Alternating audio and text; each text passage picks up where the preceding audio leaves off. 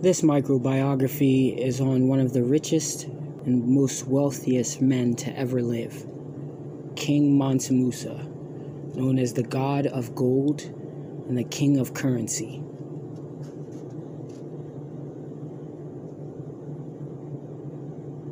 In the 14th century, while the euros were literally being consumed with plague, starvation, sickness, and death, the African continent, on the other hand, was the opposite.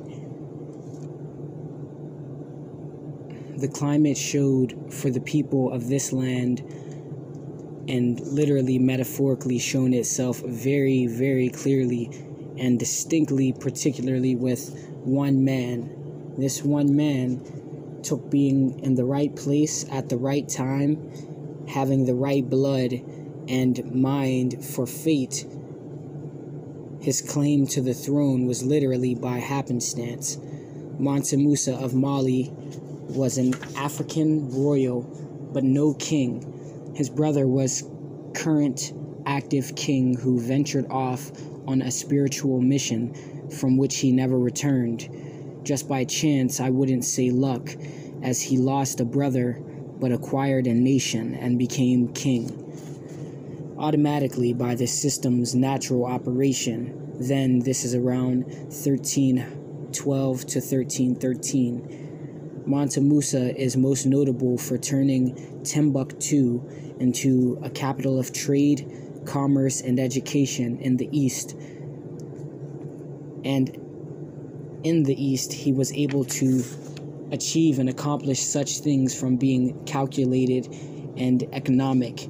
Innately, he started where he had most leverage and began to use it.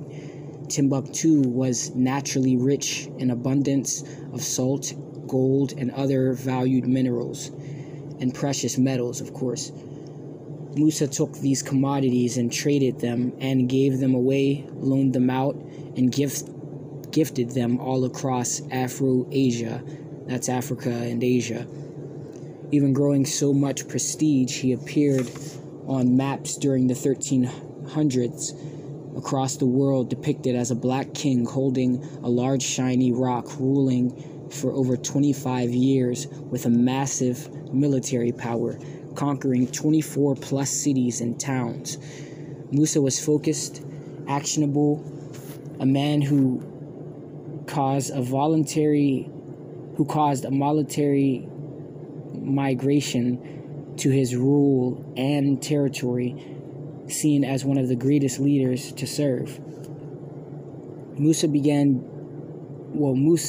a very religious king and devoted Muslim man, much of his influence, popularity, and prestige was attained when he went on a religious mission or conquest similar to his brother, the previous king, which I'm sure his council had reservations about.